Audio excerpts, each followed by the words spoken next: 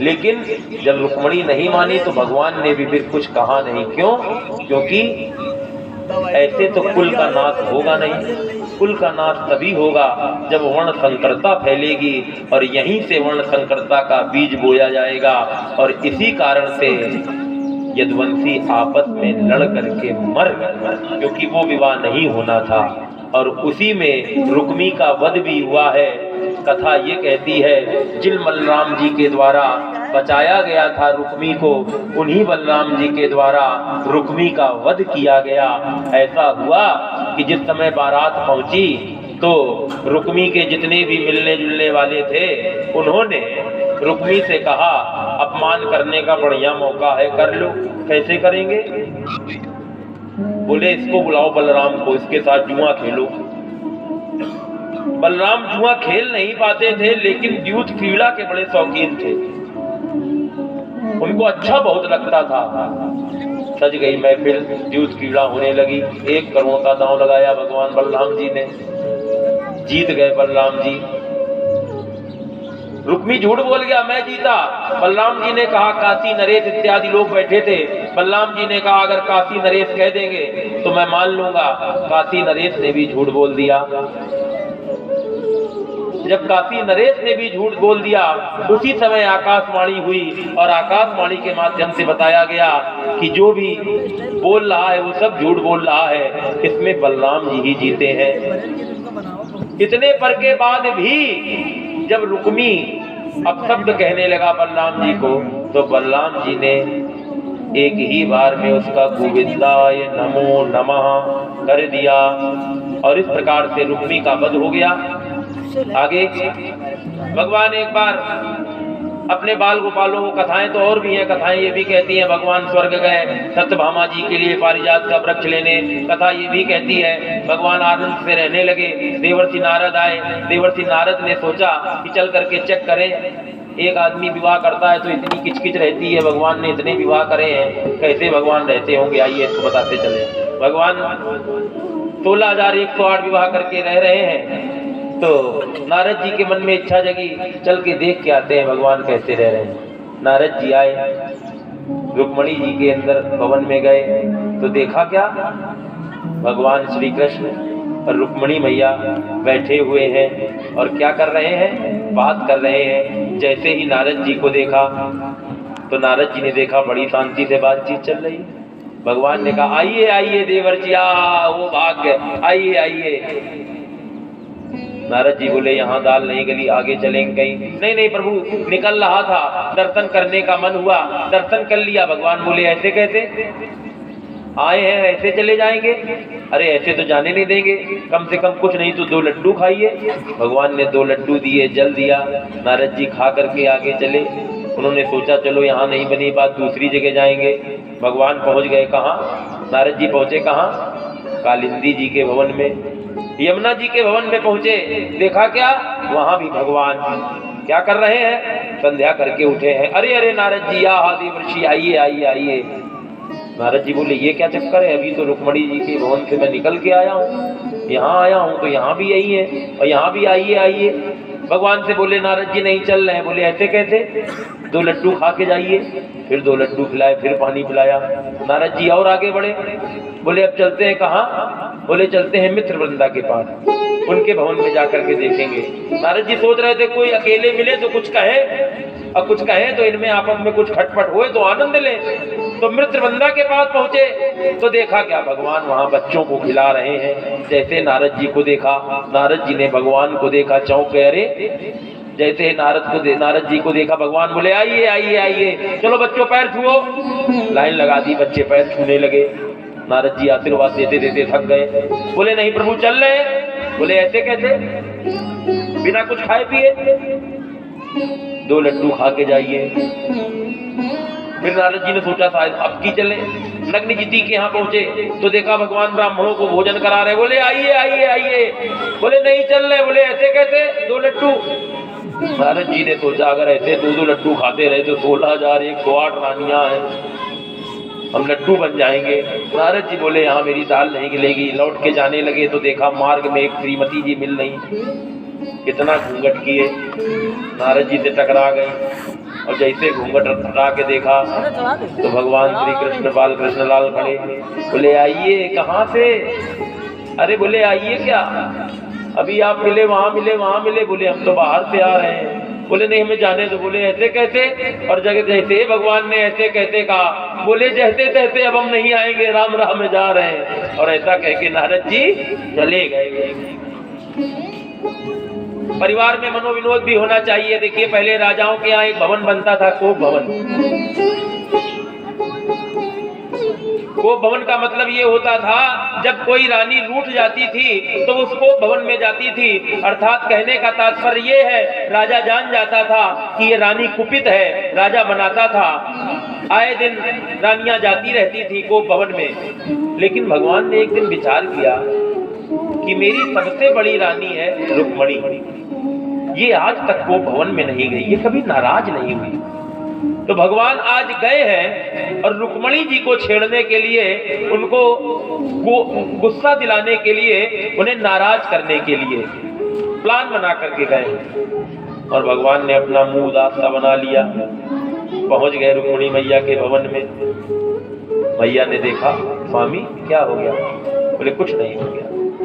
अरे आप इतना उदास क्यों, क्या बात है? भगवान बोले रुक्मणी आखिर तुमको एक बात कहूं? बोले हाँ कहिए कहिए। बोले आखिर तुमने मुझसे क्या देख करके विवाह किया?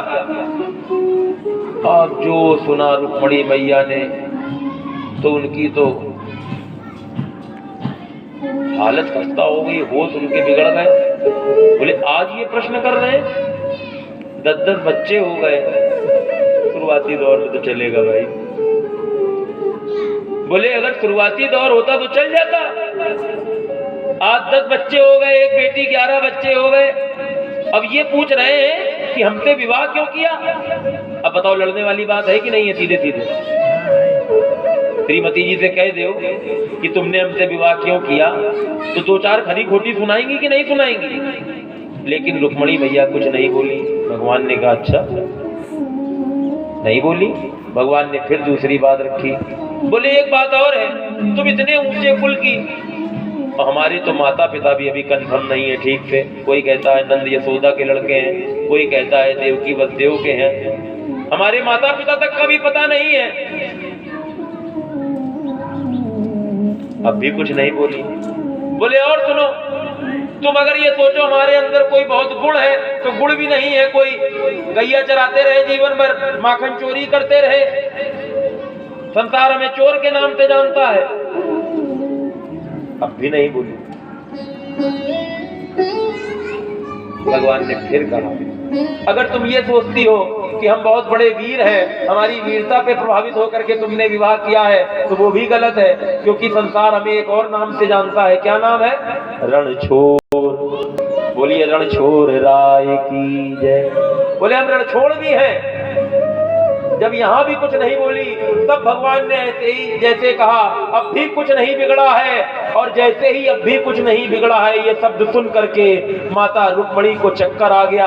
गिरने ही वाली थी कि भगवान ने चतुर्भुजी रूप से पकड़ लिया, पानी आनी छींटा मारा और छींटा मार करके होश में लाए। भगवान ने कहा रुक्मणी प्राण प्यारी, प्राणेश्वरी, प्राणाधिका, ये होश हो गई? मैं तो तुमसे मनोविनोद कर रहा था। अब भगवान सुन रहे हैं, रुक्मणी मैया बोल रही है। बोलिए सुनिए प्रभु, आपने जो भी कहा वो कुछ गलत थोड़ी कहा। अरे मतलब मैंने जो कुछ कहा वो सब सही कहा? बोले बिल्कुल 100% सही कहा। क्या सही कहा? रुक्मणी मैया बोली आप ठीक कहते हैं कि आपके माता पिता कंफर्म नहीं है। क्यों? क्योंकि वेद नेति नेति कह के आपका गान करते हैं, फिर भी आपका पार नहीं पाते। जब वेद आपका पार नहीं पाते, आप अजन्मा अनादि कहे गए हैं, तो जिसका कोई आदि और अंत नहीं है उसके माता पिता का जन्म कहां से होगा? आप कहते हैं मैं निर्गुण हूं, मेरे अंदर कोई गुण नहीं है। हाँ, आप निर्गुण निराकार हैं। आप तो भक्तों के लिए सगुण साकार बनते हैं। जैसे आप पानी को पकड़ना चाहें हाथ में, पानी पकड़ पाएंगे? पानी नहीं पकड़ पाएंगे। लेकिन वही पानी जब बर्फ बन जाता है तो हाथ में आ जाता है। यही है सगुण साकार और निर्गुण निराकार का अंतर। निर्गुण निराकार जल हम हाथ में नहीं पकड़ सकते। निर्गुण निराकार जल का मतलब आप लोटे में डाल देंगे, लोटे जैसा हो जाएगा। कटोरी में डाल देंगे, कटोरी जैसा हो जाएगा। भगोने में डाल देंगे, भगोने जैसा हो जाएगा। कहीं भी डाल देंगे वैसा हो जाएगा। लेकिन वही निर्गुण निराकार ब्रह्म, निर्गुण निराकार जल जब भक्तों के हृदय की श्रद्धा के फ्रिज में आ जाता है तो वही विश्वास की बर्फ बन करके हाथ में पकड़ा जा सकता है। ये अंतर है और यही आज रुक्मणी मैया ने बताया है। और इन सब बातों को सुन करके भगवान परम प्रसन्न हो गए। इस प्रकार से घर गृहस्थी में मनोविनोद होता रहना चाहिए, लेकिन मनोविनोद तक हो, कोर्ट कचहरी तक ना हो, ये प्रार्थना है। क्योंकि ज्यादा प्रेम भी, अगर बिल्कुल प्रेम, हमने एक बार पेपर में पढ़ा था, एक औरत ने मुकदमा कर दिया अपने आदमी पे। जज ने पूछा क्यों मुकदमा कर रही हो? बोले ये कभी हमसे लड़ते नहीं है इसलिए मैं इनसे ऊब गई हूं, इनके साथ नहीं रहना चाहती। अब बताइए साहब, इसलिए थोड़ा सा लड़ना भी जरूरी है, नोक झोंक भी जरूरी है, क्योंकि नोक झोंक में ही प्रेम होता है। इस प्रकार से भगवान, एक बार भगवान के बच्चे भगवान से बोले प्रभु पिताजी कहीं घुमाने ले चलिए। भगवान उनको घुमाने के बहाने शिक्षा देने ले जा रहे हैं। कहाँ ले गए भगवान उनको? भगवान अपने बच्चों को लेकर के एक बगीचे की ओर आए। भगवान बोले बच्चों से यहाँ तुम लोग खेलो, मैं यहाँ बैठा हूँ। बच्चे गेंद खेल रहे थे। गेंद खेलते खेलते गेंद चली गई कहाँ? कुएं में चली गई। बच्चे कुएं में झांक करके गेंद निकालने के लिए देखने लगे तो एक बड़ा मोटा विशाल एक गिरगिट अंदर बैठा। बच्चे देख के डर गए। पिताजी को आके बताया, पापा चलो गेंद निकाल दो, उसमें एक गिरगिट है। भगवान ने देखा जा करके, भगवान ने गिरगिट को निकाला, अपने हाथ से स्पर्श किया तो वो गिरगिट सुंदर दिव्य देह धारण करके खड़ा हो गया। अरे भगवान को प्रणाम करने लगा। कौन हो तुम? उसने अपना परिचय दिया। आप मुझे नहीं जानते?